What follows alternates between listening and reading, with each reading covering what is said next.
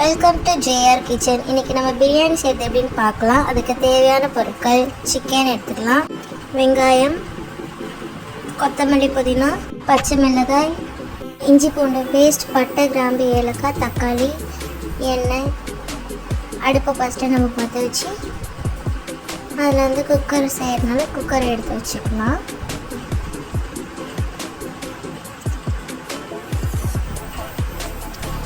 குக்கரில் தேவையான அளவுக்கு எண்ணெய் சேர்த்துக்கலாம்.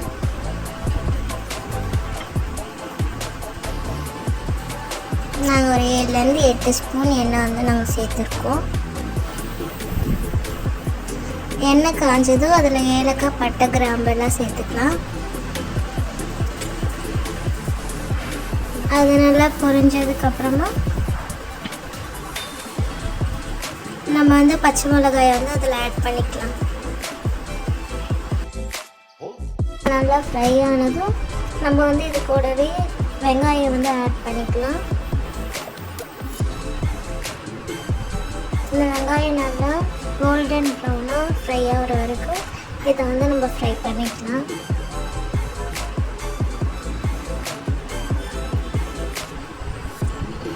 இப்போ இதை நல்லா வந்து ஃப்ரை ஆகிடுச்சு. இப்போ நம்ம வந்து இதில் இஞ்சி பூண்டு பேஸ்ட் வந்து ஆட் பண்ணிக்கலாம்.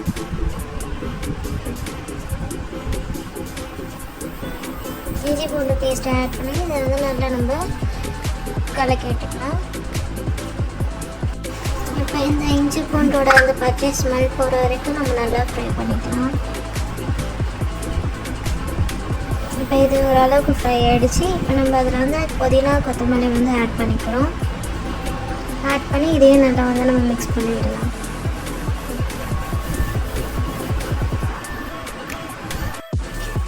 இப்போ இது நல்லா ஃப்ரை ஆகிடுச்சு. இப்போ வந்து தக்காளி வந்து நம்ம ஆட் பண்ணிக்கிறோம்.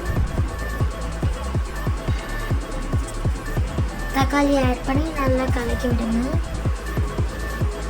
இந்த தக்காளி வந்து நல்லா வெந்து ஜூஸியாக ஆகிற வரைக்கும் நம்ம வந்து இதை மிக்ஸ் பண்ணி விடணும். இது கூடவே நமக்கு தேவையான அளவுக்கு உப்பு சேர்த்துக்கலாம். உப்பு போட்டு நல்லா ஒரு வாட்டி மிக்ஸ் பண்ணி விட்டுடுங்க.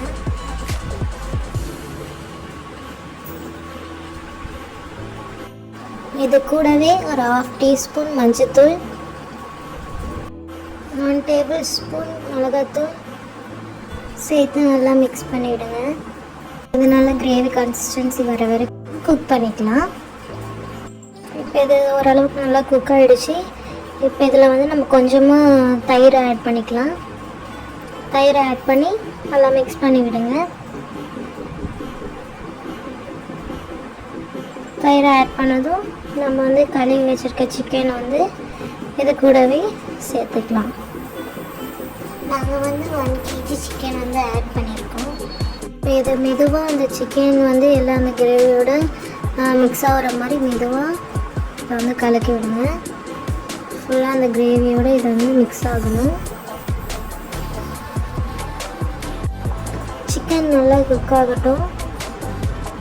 குக் ஆகிறதுக்காக இதை ஒரு தட்டோ இல்லை குக்கர் முடியாதோ ஒன்று சும்மா க்ளோஸ் பண்ணி இதை வந்து குக் பண்ணிடுங்க. இப்போ இது ஒரு அளவுக்கு குக் ஆகிடுச்சு. இப்போ வந்து நம்ம அதுக்கு தேவையான அளவுக்கு தண்ணி வந்து சேர்த்துக்கலாம். நாங்கள் வந்து 2 படி அரிசிக்கு 4 படி தண்ணி வந்து நாங்கள் ஆட் பண்ணியிருக்கோம். நீங்கள் அதுக்கு ஏற்ற மாதிரி ஆட் பண்ணிக்கோங்க. இப்போ இது ஒரு வாட்டி மிக்ஸ் பண்ணிவிட்டு திருப்பி நீங்கள் தட்டோ இல்லை குக்கர் மூடியோ வச்சு மூடி வச்சுருங்க. தண்ணி கொதிக்கிற ஸ்டேஜில் நம்ம வந்து பிரியாணி மசாலா வந்து 1 டேபிள் ஸ்பூன் அளவுக்கு ஆட் பண்ணிக்கலாம். இப்போ இதை நல்லா வந்து மிக்ஸ் பண்ணி விடுங்க. இது நல்லா மிக்ஸ் ஆனதும் ஒரு தட்டோ இல்லைன்னா குக்கர் மூடி வச்சு திருப்பி க்ளோஸ் பண்ணி வைங்க. ஒரு 5 நிமிஷம் கழிச்சு அது பார்த்திங்கன்னா இது நல்லா கொதிச்சிருக்கும். இப்போ கொதிக்கிறப்ப இதில் வந்து நம்ம அரிசி வந்து எடுத்து வச்சுக்கோம். இது வந்து 1 கிலோ அரிசி வந்து நம்ம இதில் ஆட் பண்ணிக்கிறோம்.